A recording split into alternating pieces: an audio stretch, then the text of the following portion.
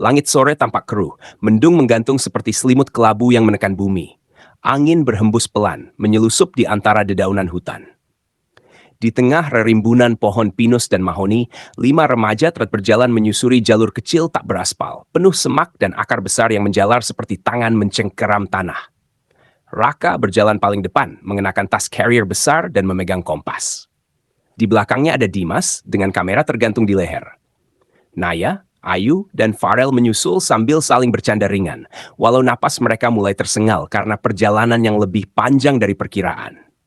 Aku pikir jalurnya nggak sejauh ini, keluh Ayu sambil menyeka keringat di pelipisnya. Kita udah nyasar ya? Tanya Naya. Wajahnya terlihat ragu sambil mandangi jalur setapak yang mulai hilang tertutup rumput liar.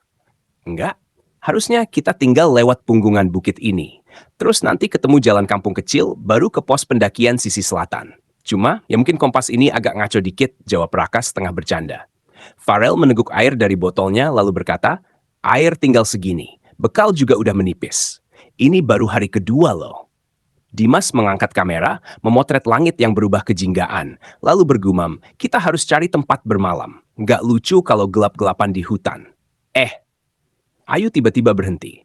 Matanya menatap ke kejauhan, ke arah sela pepohonan di sisi kanan. Itu, ada asap! Mereka semua menoleh ke arah yang sama. Di balik bayang pohon pinus, asap putih tipis mengepul naik. Tanda kehidupan. Tanda ada orang.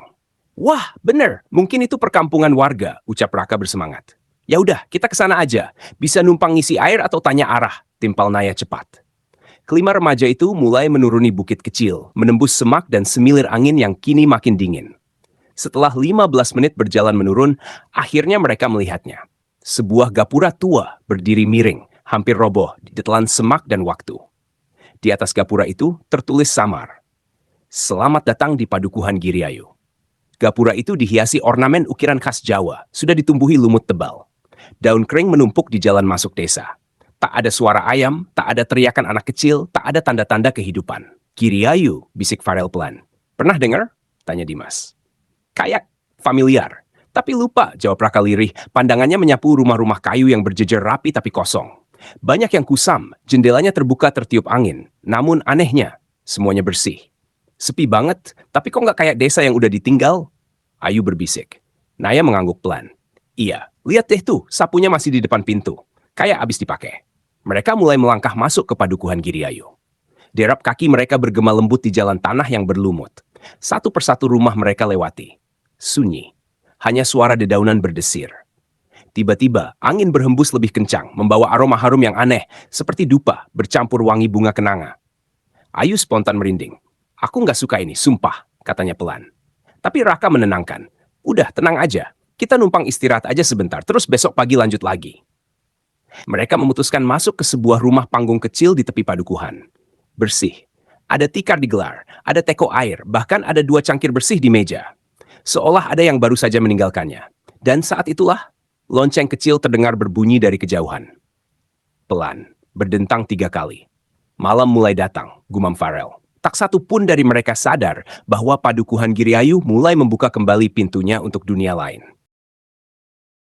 Langit berubah gelap cepat, seperti ada tirai hitam yang tiba-tiba dijatuhkan dari langit.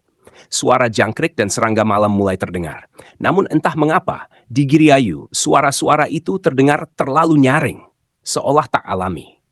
Di dalam rumah panggung kecil yang mereka masuki, kelima remaja itu mencoba beristirahat. Naya duduk di sudut ruangan, memandangi tembok kayu yang penuh coretan dan bekas paku. Farel memeriksa sinyal ponselnya yang tentu saja nihil. Masih nggak ada sinyal. Tapi aneh, baterainya juga tiba-tiba drop, gumam Farel, heran. Ini rumah kayak baru dibersihin. Tapi kenapa nggak ada orang ya? Tanya Ayu sambil menatap teko air yang masih penuh. Dimas membuka buku kecil catatannya. Ia menulis sesuatu lalu berkata, "Gua catat aja semuanya. Siapa tahu desa ini desa lama yang ditinggal. Tapi feeling gue bilang, bukan ditinggal begitu aja." Raka berdiri dan berjalan ke jendela. Ia melihat keluar. Jalan desa mulai samar tertutup kabut tipis yang perlahan-lahan turun dari arah hutan. Kalian ngerasa nggak? Katanya tiba-tiba. Ngerasa apaan? Naya menoleh. Dari tadi, kita belum dengar suara burung, ayam, atau apapun selain jangkrik. Desa segede ini, biasanya paling nggak ada anjing atau suara ternak kan? Raka menjawab tanpa menoleh. Ayu makin gelisah. Udah Rak, jangan mikir aneh-aneh. Kita cuma istirahat sebentar. Nanti pagi kita cabut. Oke? Raka mengangguk pelan. Sekitar pukul 8 malam, mereka menyalakan satu-satunya senter besar untuk penerangan. Mereka duduk melingkar, makan sisa bekal seadanya. Suasananya kaku, tak ada yang banyak bicara. Hanya Dimas sesekali mencatat sesuatu di buku kecilnya. Tiba-tiba, deng. Pelan, tapi jelas. Seperti suara kendang dan gong yang mengiringi tarian tradisional. Disusul kemudian suara sinden yang melengking lirih, menyanyikan tembang Jawa kuno yang tak mereka mengerti artinya. Kelima remaja itu saling pandang. "Dengar nggak?" bisik Naya. "Dengar banget," jawab Farel pelan. "Dari arah barat, dekat lapangan tadi," tambah Dimas sambil menegakkan tubuh. Raka langsung bangkit. "Ku cek bentar." Jangan!" Ayu menahan lengan Raka. "Malam begini, Rak, nggak jelas itu suara dari mana." Tapi Raka keras kepala. Ia melangkah pelan ke pintu, membuka kuncinya, lalu mengintip keluar. Dan ia terpaku. Lampu-lampu minyak kini menyala di sepanjang jalan desa. Rumah-rumah yang tadinya gelap, kini terang dan terbuka. Orang-orang keluar dari rumah, memakai pakaian adat, berjalan tanpa menyentuh tanah. Tubuh-tubuh itu melayang pelan. Di tangan mereka ada sesajen, kembang, dan nampan berisi makanan. "Astaga!" bisik Raka. "Rak, jangan diam aja, bilang dong ada apa!" teriak Dimas pelan sambil menghampiri. Satu persatu mereka berkumpul di ambang pintu, melihat pemandangan yang mustahil. "Ini bukan mimpi kan?" Naya menutup mulutnya. Mereka bu manusia. Dari ujung jalan, rombongan penari muncul. Seorang perempuan menari dengan gerakan gemulai, mengenakan kebaya merah dan selendang batik. Tapi matanya kosong. Wajahnya pucat. Di belakangnya ada lelaki tua yang memukul kendang dengan ritme lambat dan dua sinden yang bernyanyi tanpa membuka mulut. Dan tiba-tiba, satu sosok perempuan berhenti, menoleh ke arah rumah tempat mereka bersembunyi. Matanya menatap tajam ke arah Raka, lalu ia tersenyum, pelan. "Sugeng Rawu, tamu malam." Suaranya bergema tanpa ia berbicara. Kelima remaja itu mundur serentak. Raka buru-buru menutup pintu dan mengganjalnya dengan kayu. "Astaga, ini apa? Ini tempat apa?" Ayu mulai panik. Dimas merapatkan tubuh ke dinding. "Kita masuk ke dunia lain. Giriayu bukan desa kosong, tapi jadi tempat lelembut." Dan di luar sana, suara gamelan makin keras, diiringi suara tawa, tangis, dan senandung yang entah dari mana datangnya. Di dalam rumah panggung itu, suasana menjadi kacau. Nafas mereka terengah, mata melirik ke setiap sudut gelap ruangan. Kayu pengganjal pintu terus bergetar, seolah sesuatu dari luar mencoba masuk. Tapi suara di luar bukan suara yang kasar, justru terdengar terlalu ramah. Seperti pesta, seperti undangan. Gamelan masih berdentang. Sinden masih bersenandung. Langkah-langkah tak terlihat terus berlalu lalang di luar rumah. "Ini bukan dunia kita," Dimas berbisik dengan suara tercekat. "Gue pernah baca tentang desa-desa yang tertutup dan hanya terbuka di waktu-waktu tertentu." "Lo maksud ini desa lelembut?" Naya mendekat ke Dimas dengan wajah panik. "Bukan cuma lelembut. Ini lebih dari itu. Mereka punya kehidupan sendiri. Mereka punya acara sendiri. Dan kita masuk tanpa izin," jawab Dimas, napasnya pendek. Ayu terduduk di lantai, memeluk lutut. "Aku nggak mau di sini. Aku pengen pulang." Raka menatap lantai kayu. "Kita harus tenang. Ini kayak ujian. Mereka belum nyakitin kita kan?" Farel yang sejak tadi diam tiba-tiba bersuara lirih. "Kalian dengar suara itu nggak?" Mereka semua diam. Dari jendela yang sedikit terbuka terdengar suara anak kecil, tertawa kecil, lalu berubah menjadi suara tangis, kemudian kembali tertawa. "Rak, itu di belakang rumah," bisik Farel. "Jangan dilihat. Jangan dijawab. Jangan panggil," kata Dimas cepat. "Kenapa?" tanya Naya gemetar. "Karena kalau kita jawab, mereka tahu kita ngelihat. Dan kalau kita ngelihat, mereka bisa mengundang kita masuk ke dunia mereka." Suasana kembali sunyi. Gamelan berhenti mendadak. Tidak ada suara, hening. Lalu terdengar ketukan 3 kali. Tok, tok. Mereka saling pandang. Jangan dijawab, ulang Dimas. Tapi ketukan itu terdengar lagi. 3 kali, pelan. Tok, tok. Ayu mulai menangis pelan. Naya memeluknya, menahan tangisnya sendiri. Farel mengepalkan tangan, menahan takut yang menghimpit dadanya. Raka menggenggam senter, siap menyorot ke arah pintu kalau sesuatu menerobos masuk. Dan kemudian, terdengar di balik pintu. "Buka pintunya, kakak, aku lapar. Boleh masuk, nggak?" Ayu langsung menutup telinganya dan meringkuk. Naya mulai berdoa lirih. Tapi suara itu makin mendesak. "Aku tahu kalian di dalam. Aku lihat dari jendela." Raka menahan napas.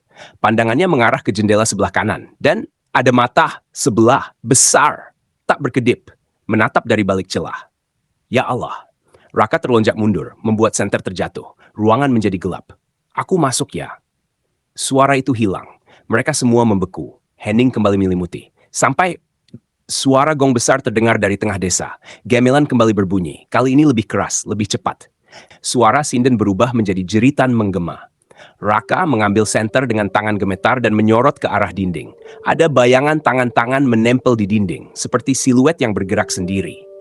Dimas mendekat ke tembok dan menatap tulisan yang perlahan muncul, seperti ditulis dengan darah. Kalian sudah masuk, jangan coba keluar.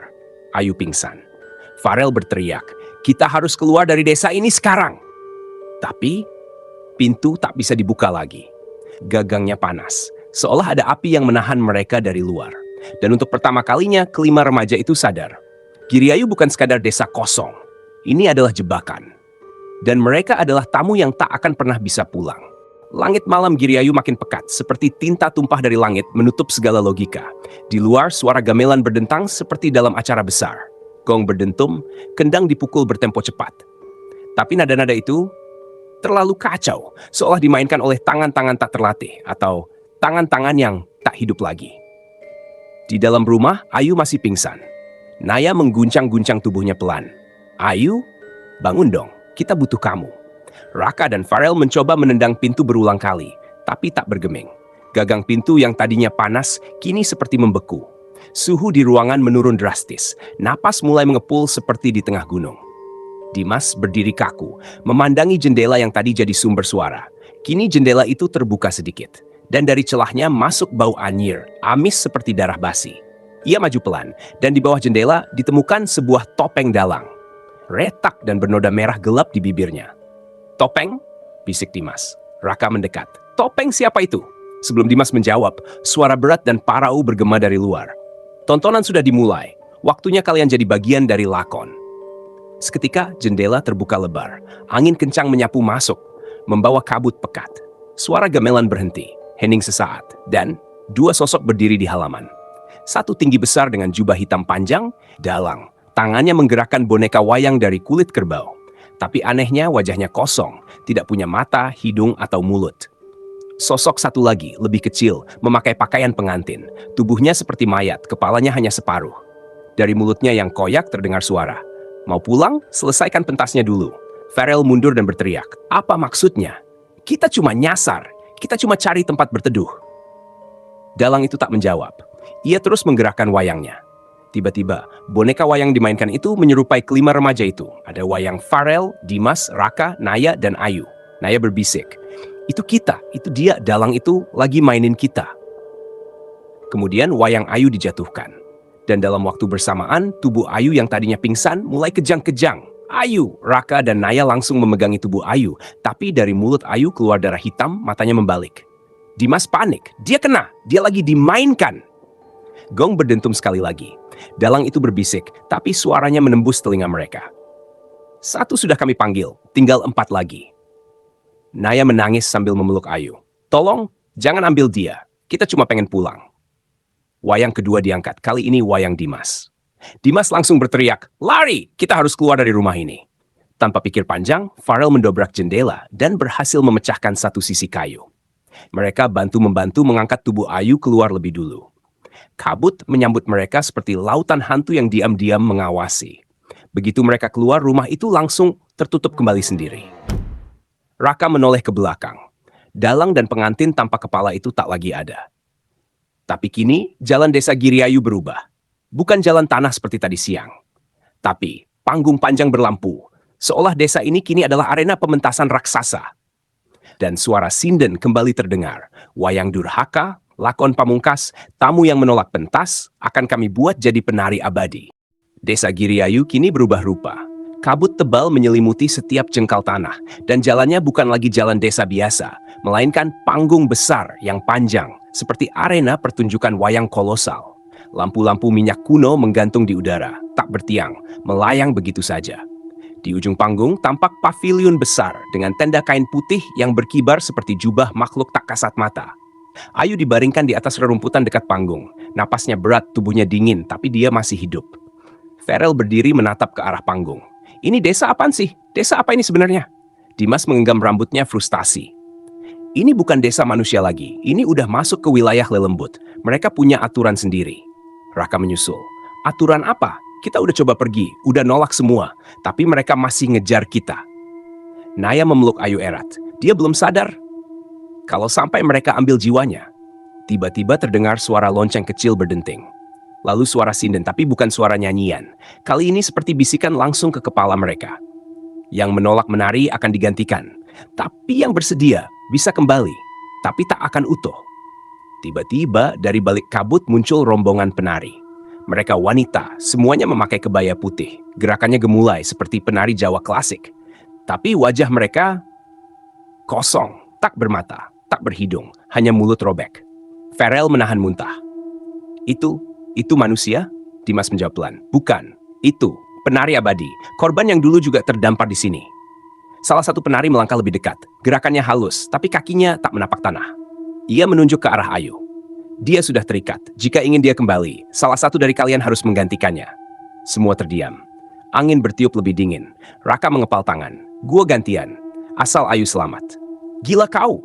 Farel menarik bahunya. Lo gak tahu itu artinya apa? Gue tahu, tapi kita nggak bisa ninggalin Ayu. Ini semua salah kita juga. Naya tiba-tiba berdiri. Kita semua salah, tapi kita nggak bisa nebusnya dengan bunuh diri. Kita cari jalan lain. Namun penari itu kini melayang pelan, makin dekat, lalu menyentuh kening Ayu. Dan sesaat kemudian Ayu membuka matanya perlahan. Tapi matanya bukan mata Ayu. Bola matanya hitam semua. Ia tersenyum, terlambat. Jelek! Ayu mencengkeram leher Naya dengan kekuatan tak biasa. Wajahnya menyeringai. Dimas berteriak. Itu bukan Ayu! Lepasin dia! Raka dan Farel berebut menarik tubuh Ayu dari Naya. Dan saat berhasil, Ayu terlempar, tubuhnya membentur tanah keras dan suara retakan tulang terdengar pelan. Tapi, Ayu tetap tertawa. Lalu perlahan, tubuhnya membusuk di depan mata mereka, seperti waktu dipercepat. Dalam hitungan detik, Ayu telah berubah menjadi mayat kering. Lalu menjadi debu yang tertiup kabut. Semua terdiam, tak ada yang bisa bicara, tak ada yang menangis. Suara sinden kembali terdengar. Satu sudah jadi milik kami. Masih ada 3 wayang tersisa. Kemudian panggung menyala terang. Kabut tersibak seperti tirai. Dan mereka melihat penonton. Ratusan sosok duduk di bangku panggung. Semua berbaju adat. Kepala mereka menghadap ke arah panggung. Tapi tidak satu pun dari mereka berwajah. Hanya topeng-topeng kayu tua tersenyum menunggu pentas berikutnya. Dan gamelan berdentang lagi. Kabut perlahan mereda. Di hadapan Raka, Farel, Dimas, dan Naya terbentang panggung besar yang terang. Gamelan berdentang keras, disusul tabuhan kendang tak beraturan. Di sisi kanan dan kiri panggung, para sinden tak bersuara duduk diam. Kepala mereka menunduk, tapi tubuhnya bergerak ritmis seperti dipaksa menari oleh kekuatan tak terlihat. Penonton di bangku-bangku depan panggung tak bergeming. Semuanya memakai topeng kayu tua. Ada yang tersenyum lebar, ada yang menangis, ada pula yang menyeringai bengis. Tapi semuanya menatap ke arah mereka. Raka menggeleng pelan, tubuhnya gemetar. Kita harus keluar dari sini. Dimas menahan lengan Raka. Lihat mereka. Itu bukan manusia lagi, Rak. Ini panggung neraka. Tiba-tiba suara keras menggema dari atas panggung. Seorang dalang muncul dari balik tirai, mengenakan pakaian serba hitam. Tapi tidak ada mata, tidak ada hidung. Hanya mulut hitam besar yang terus tertawa, meski tak bersuara. Lalu terdengar pengumuman. Lakon pamungkas, wayang durhaka. Lakon tentang mereka yang masuk desa tanpa pamit. Tentang tamu yang menolak adat. Tentang mereka yang ingin lari tapi lupa bahwa pintu pulang hanya lewat pentas. Seketika, tali-tali muncul dari langit turun perlahan, lalu mengikat keempat remaja itu. Seperti boneka wayang, Raka menjerit, "Lepaskan kami mau pulang!" Dalang tak menjawab. Dia mengangkat satu wayang pertama, Farel. Tiba-tiba tubuh Farel tersentak, tangannya bergerak sendiri, seperti sedang menari. Wajahnya panik. "Kakak, tolong! Badanku!" Farel tertarik ke tengah panggung, tubuhnya kini seperti dikendalikan. Ia bergerak aneh, tangannya menari, kakinya mengentak-hentak. Naya menangis. Berhenti, ini penyiksaan!" Tapi dalang terus memainkan wayangnya. Dimas mencoba meraih Farel, tapi tali-tali yang mengikat tubuh mereka seperti menyetrum jika ditarik terlalu keras. Raka menoleh ke arah pojok panggung, melihat satu bayangan wanita berdiri sendiri, mengenakan kebaya merah tua, rambutnya tergerai, mata hitam besar mengawasinya. Wanita itu bicara, langsung ke pikirannya. "Jika kau ingin keluar, Tunjukkan bahwa kalian layak. Satu menari, satu melawan, satu bertahan, satu mengorbankan. Tiba-tiba Farel terjatuh. Tubuhnya mengeluarkan darah dari hidung dan mulut, tapi ia masih hidup. Wayangnya dijatuhkan oleh Dalang. Kini Dalang mengangkat wayang Dimas. Dimas menggigit bibir, matanya menatap tajam ke arah penonton. Gua gak mau nurut, gua bukan wayang kalian. Tapi seketika tubuhnya diseret ke depan. Di panggung lantai terbuka dan muncul makhluk-makhluk hitam kecil, mirip anak-anak, tapi tubuhnya hangus, matanya merah menyala. Mereka merangkak ke arah Dimas, mencakar dan mencabik bajunya. Naya dan Raka menjerit. Raka menggila, menarik tali sekuat tenaga berusaha kabur, tapi tangan dan lehernya tercekik sendiri. Sementara itu, Dimas tiba-tiba mengangkat kedua tangannya sendiri dan menampar keras pipinya sendiri 3 kali. Darah menetes, tapi itu cukup. Wayangnya terbakar, Dalang menghentak. Tiba-tiba, panggung berhenti bergetar, suara gamelan berhenti. Para penonton mulai berdiri satu persatu, topeng mereka jatuh satu persatu ke tanah. Dan saat itulah Naya melihat, Raka itu korban. Mereka remaja, sama seperti kita. Wajah-wajah para penonton terlihat jelas kini. Wajah-wajah muda, semuanya tak utuh. Sebagian hangus, sebagian tanpa mata, sebagian lainnya hanya tengkorak. Farel mendekat ke Raka dengan nafas tersengal. Kita harus matiin panggung ini. Kita nggak bisa terus dimainin. Tapi sebelum sempat bergerak, panggung terbelah 2. Dari bawah muncul lubang besar, seperti kawah api. Dan dari dalamnya keluar bayangan besar seperti raksasa, yang membawa wayang raksasa dari tulang belulang. Sinden bicara lirih. Lakon pamungkas belum berakhir. Pengorbanan terakhir belum datang. Saat panggung benar-benar berubah jadi medan pertarungan antara hidup dan mati, dan satu dari mereka harus memilih jadi tumbal. Tubuh Dimas jatuh bersimpuh di lantai panggung yang mulai retak. Nafasnya berat, wajahnya memar, dan darah mengucur dari pelipisnya. Sementara itu, Farel masih terdiam di sudut, matanya kosong, seperti jiwanya belum kembali sepenuhnya. Di hadapan mereka, sosok raksasa bertulang, perlahan naik dari lubang neraka yang menganga. Tubuhnya disusun dari potongan-potongan kerangka manusia. Di kedua matanya, menyala api kebencian yang tak pernah padam. Naya berdiri gemetar, namun ia melangkah maju, mencoba melindungi teman-temannya. Jangan sentuh mereka, cukup permainan kalian. Sinden tua yang duduk di sisi panggung menunduk, lalu berkata pelan, seperti doa yang terdengar di antara tiupan angin. Lakon ini menuntut harga? Tanpa tumbal, tak ada pintu pulang. Raka berteriak, jadi harus ada yang mati? Begitu? Suasana hening. Raksasa itu mengangkat satu wayang tulang, lalu mengarahkannya pada Naya. Seketika, tubuh Naya mulai tertarik maju oleh kekuatan tak terlihat. Dimas mencoba berdiri. Jangan! Naya, jangan maju! Naya menoleh perlahan ke belakang. Matanya berkaca-kaca. Aku pikir memang aku yang harusnya jadi tumbal. Apa maksudmu? Seru Farel. Suaranya mulai kembali. Naya menunduk. Aku yang ngajakin kalian masuk ke hutan itu. Aku pikir seru, petualangan, tapi malah bawa kita ke neraka. Raka menggeleng, maju dan menggenggam tangan Naya. Enggak, kita semua masuk bersama, dan kita semua keluar bersama. Tapi suara Dalang menggema, satu jiwa untuk menutup lakon, pilih, atau semuanya jadi wayang.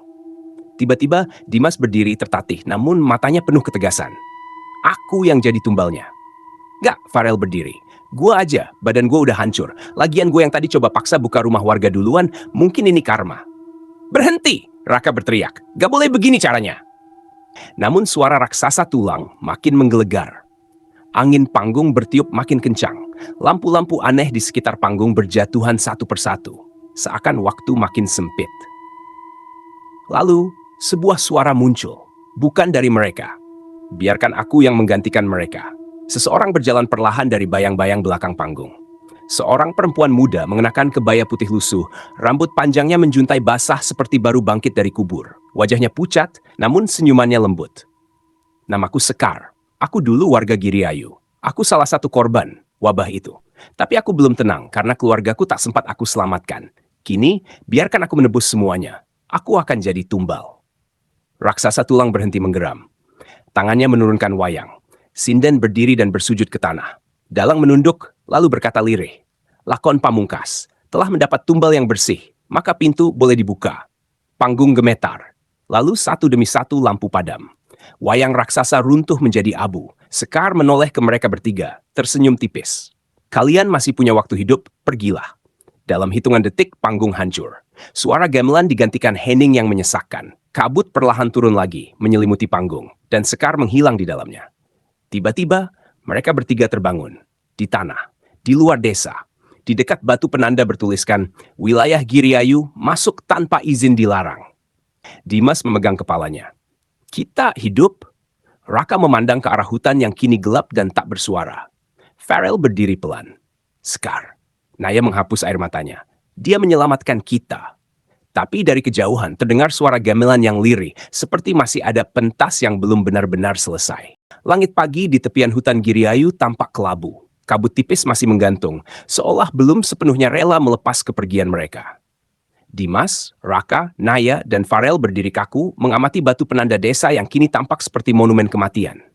Aku nggak yakin.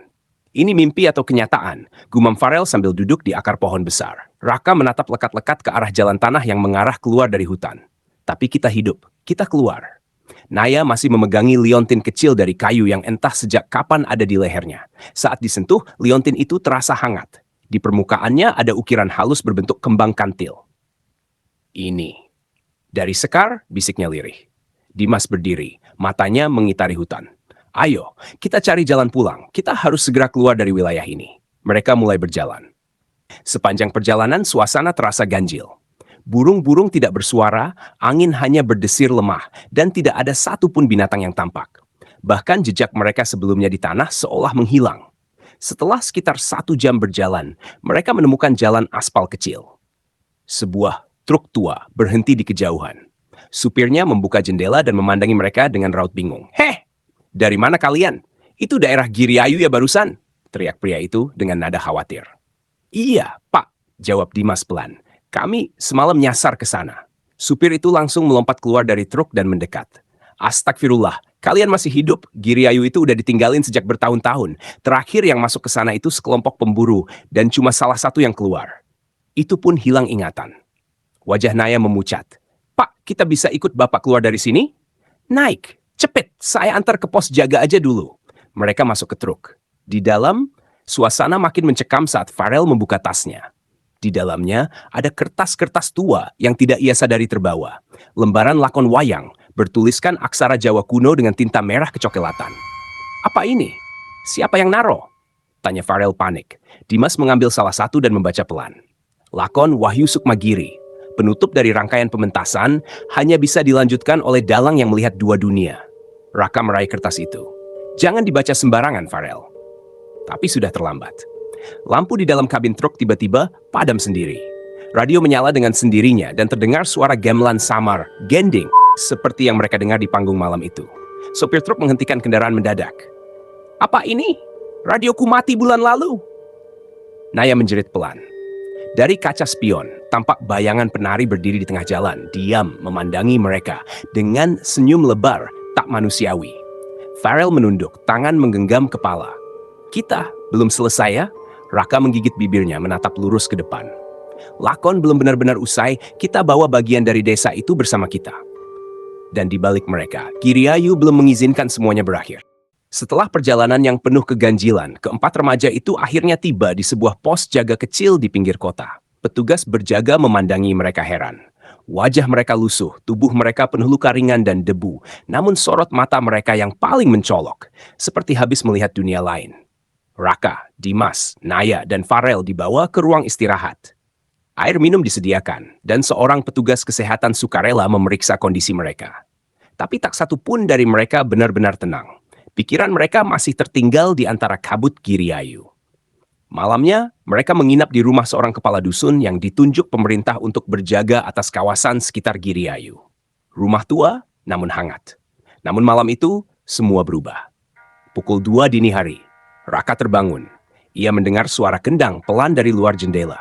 Ia mendekat, membuka tirai perlahan. Di halaman belakang ada panggung kecil. Tidak ada sebelumnya.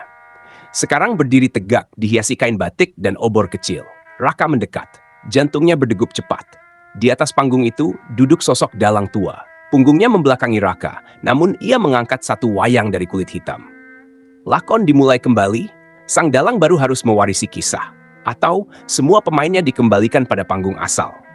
Dalang itu menoleh, bukan wajah manusia. Kulitnya keriput seperti daun kering, namun matanya merah menyala. Senyumnya menampilkan deretan gigi hitam-hitam yang seakan membusuk. Tangan Raka gemetar. "Kenapa aku?" bisiknya. "Karena kau yang paling mendengar, kau yang menolak tumbal, kau yang menjaga utuh lakon ini. Maka kini, tugasmu meneruskan." Raka jatuh berlutut. "Aku cuma anak SMA, aku nggak ngerti wayang, nggak ngerti dunia kalian." Dalang itu tertawa pelan, getir. Tugas Dalang bukan mengerti, tapi melanjutkan. Hingga kisah benar-benar selesai, hingga jiwa-jiwa yang tertinggal menemukan ujung panggung. Tiba-tiba wayang-wayang di panggung itu bergerak sendiri. Mereka menari, saling bertarung, dan di antara mereka ada sosok yang sangat dikenal, Sekar. Sekar menoleh padanya dari tengah pertunjukan. Wajahnya penuh luka. Ia berkata lirih, "Raka, jika kau menolak, Giriayu akan membawamu semua kembali. Tapi jika kau setuju, aku bisa bebas." Raka menutup matanya. Nafasnya berat.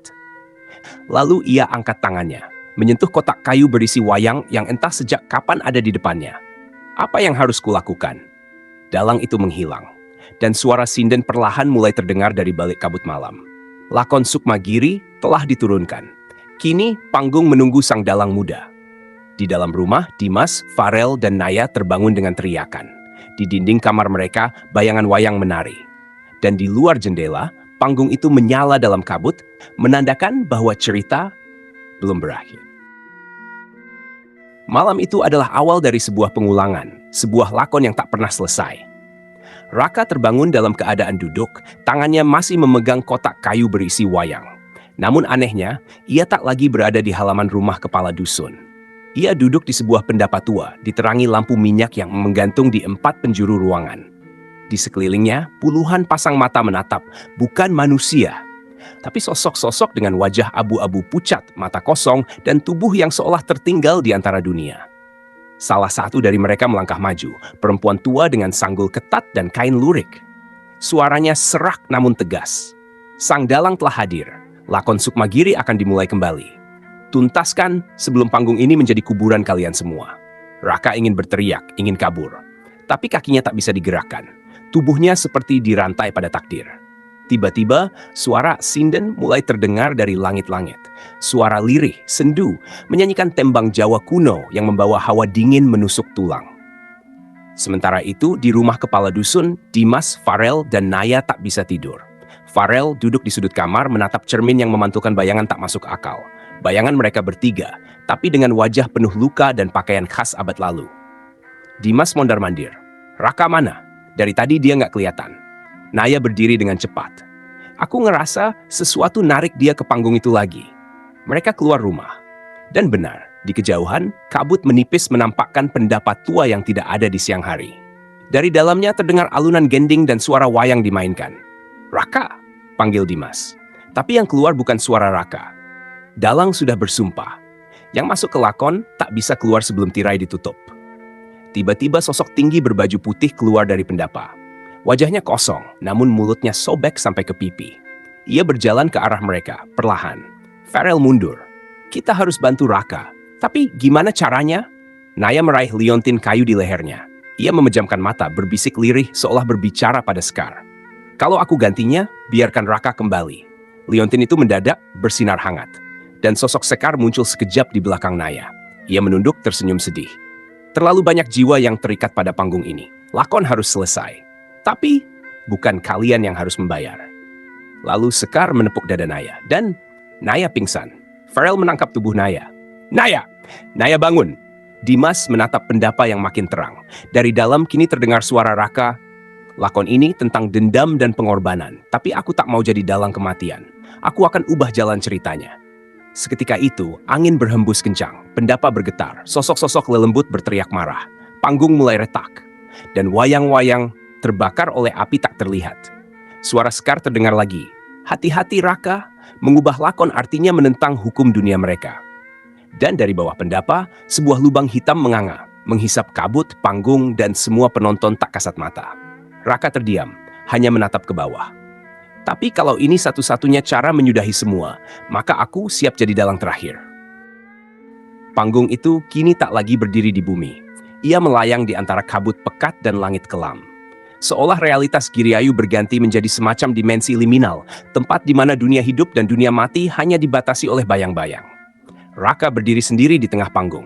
Kotak kayu berisi wayang kini terbuka. Ia menarik satu sosok. Wayang berwajah mirip dirinya sendiri. Kalau aku harus jadi dalangnya, maka inilah lakon yang kutulis sendiri, gumamnya. Tiba-tiba, satu persatu, sosok wayang mulai berdiri tegak, bergerak sendiri tanpa tali. Di sekeliling panggung, makhluk-makhluk lelembut yang dulu hanya jadi penonton kini memenuhi setiap sisi, menyaksikan pertunjukan akhir. Dari antara mereka muncul sosok yang berbeda. Besar, bermahkota, matanya merah menyala. Ki Bayiwo, lelembut tertua yang dulunya adalah dalang pertama di Giriayu. Kau menolak lakon yang diwariskan? Menantang tatanan? Maka kau harus memainkan lakonmu melawanku. Raka menggenggam satu wayang dengan erat. Aku tidak menolak, aku hanya memilih mengakhirinya. Sementara itu, Dimas dan Farel mengguncang tubuh Naya yang pingsan. Tapi tiba-tiba mata Naya terbuka. Namun sorot matanya bukan lagi Naya, melainkan Sekar. Farel mundur, gemetar. Sekar? Sekar tersenyum melalui tubuh Naya. Aku hanya menumpang sebentar. Kalian harus masuk ke panggung itu. Raka tak bisa sendiri. Dimas menatapnya. Gimana caranya masuk? Sekar menunjuk liontin kayu Naya. Genggam bersama, percaya, dan niatkan.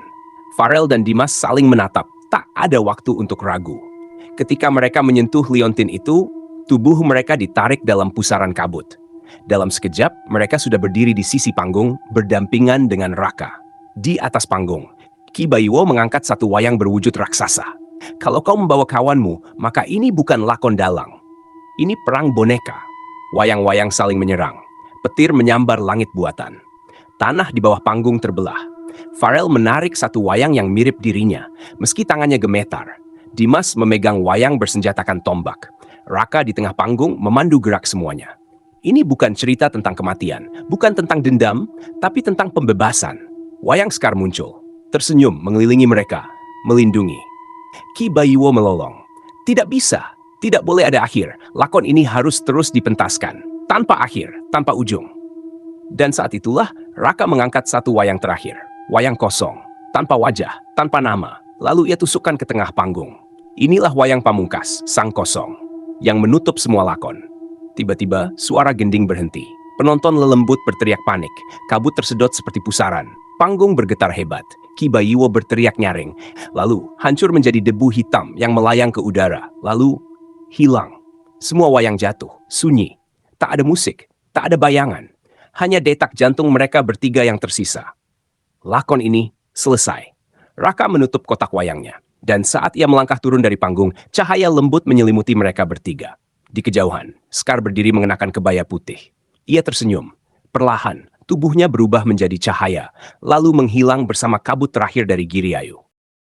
Pagi menembus kabut seperti cahaya pertama setelah perang panjang. Udara terasa baru, tapi juga berat. Raka, Dimas, Farel, dan Naya yang kini sadar dan kembali sepenuhnya berdiri di tengah padukuhan Giriayu yang sunyi, persis seperti pertama kali mereka datang. Tak ada pendapa, tak ada rumah terbuka, tak ada lelembut menari, tak ada suara gending, hanya desa kosong. Namun, satu hal berbeda, udara tak lagi mencekam, langit tak lagi gelap, dan suara burung akhirnya terdengar. Mereka berjalan menyusuri jalan tanah kembali ke arah hutan. Kali ini, mereka tahu jalan, tak ada gangguan. Tak ada suara-suara aneh, seolah Giriayu telah melepas mereka dan menutup tirainya untuk selamanya. Naya, yang masih mengenakan liontin kayu, memegangnya sambil tersenyum tipis. Sekar udah bebas ya? Raka mengangguk. Semua jiwa di sana sudah selesai dengan lakonnya, termasuk kita. Farel tertawa kecil, walau matanya masih merah. Gila, gue pikir kita bakal jadi wayang beneran di sana. Dimas menepuk pundak Farel. Kalau jadi wayang, paling jadi punakawan, tukang guyon. Mereka tertawa. Tawa pertama setelah malam yang panjang. Beberapa minggu kemudian, di sebuah kafe kecil di kota, mereka duduk berlima. Termasuk Raka, yang kini membawa kotak kayu kecil, lebih kecil dari sebelumnya. Ia membukanya, memperlihatkan wayang kosong. Wayang ini kosong, tanpa bentuk. Tapi aku akan ukir sendiri. Lakon baru. Naya tersenyum. Lakon yang bukan tentang kematian lagi? Bukan, jawab Raka. Lakon tentang kehidupan, tentang kita. Farel mengangkat gelas kopi. Untuk Giriayu, untuk Sekar, tambah Naya pelan. Dimas tersenyum. Dan untuk dalang yang berani mengubah takdir. Mereka bersulang di tengah cahaya matahari yang menyinari meja mereka. Tak ada kabut, tak ada panggung, hanya masa depan. Di ujung Giriayu. Jauh di balik pohon beringin tua, sebuah tirai kain batik masih tergantung, berkibar pelan di terpa angin. Dan dari balik pohon, suara lembut terdengar pelan. Lakon boleh selesai, tapi Giriayu akan selalu menunggu penonton baru.